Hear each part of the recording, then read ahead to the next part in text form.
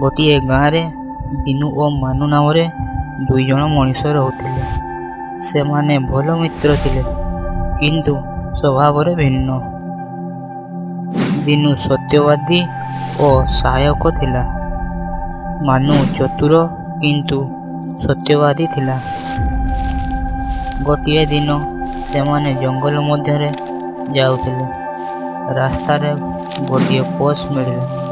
ସେଥିରେ ବହୁତ ଟଙ୍କା ଥିଲା। ଦିନୁ କହିଲା, ଆମେ ଏହା ମାଲିକଙ୍କୁ ଫେରାଇ ଦେବା ଉଚିତ। ମାନୁ କହିଲା, କେହି ଦେଖୁନାହିଁ, ଆମେ ରଖିନେବା। ଦିନୁ ମନ କଲା।